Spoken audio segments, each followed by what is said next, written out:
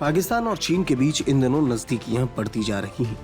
इसी क्रम में चीन बीते 3 साल से जम्मू कश्मीर में नियंत्रण रेखा यानी LOC पर पाकिस्तान के लिए रक्षा सहयोग लगातार बढ़ा रहा है, जिसमें लोहे से ढके बंकरों का निर्माण और मानव रहित लड़ाकू हवाई उपकरणों की तैनाती शामिल है। इसके अलावा चीन LOC पर अत्याधिक गोपनीय संचार टावरों की स्थापना और भूमिगत फाइबर केबल बिछाने में भी मदद कर रहा है। वहीं चीनी मूल की उन्नत रडार प्रणाली जैसे JY और HGR के माध्यम और कम ऊंचाई वाले लक्ष्य का पता लगाने की क्षमताएं बढ़ाने के लिए तैनात किया गया है, जैसे सेना और वायु रक्षा इकाइयों को महत्वपूर्ण खुफिया सहायता मिलती है। इसके अतिरिक्त एक चीनी कंपनी की बनाई 155 mm होवित्जर तो SAH की मौजूदगी भी LOC पर विभिन्न स्थानों पर देखी गई।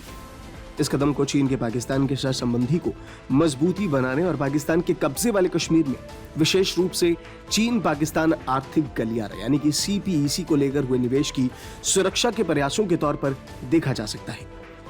हालांकि अधिकारियों ने कहा कि हालांकि अग्रिम चौकियों पर 2014 की तरह चीनी सेना पीपल्स लिबरेशन आर्मी यानी कि PMLA के वरिष्ठ अधिकारियों की मौजूदगी नहीं मिली है, लेकिन कुछ सुरागों से ये पता चला है कि चीनी सैनिक और इंजीनियर LOC पर भूमिगत बंकरों के निर्माण समेत बुनियादी ढांचे बना रही है।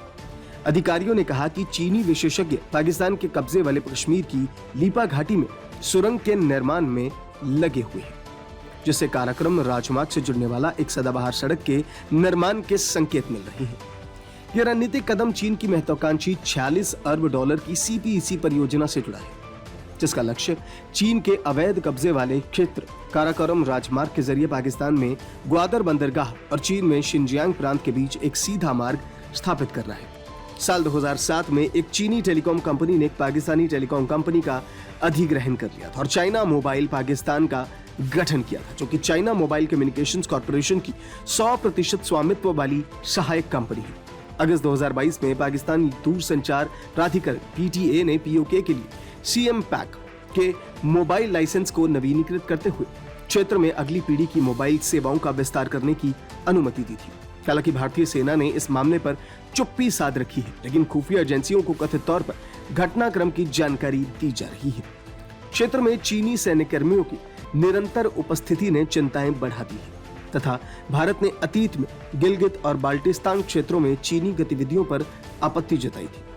अधिकारियों ने कहा कि तनाव बरकरार रहने के बावजूद भारत सतर्क है और सीमा पार से आने वाले किसी भी संभावित खतरे से निपटने के लिए तैयार है। एक खबर यह भी है कि चीन सीमा के आसपास भारतीय क्षेत्र में बहुत सारे गांव बसा रहा है। अब तक की मिली जानकारी के अनुसार अभी तक चीन 624 गांव सीमा के पास बसाने की कोशिश में लगा हुआ है।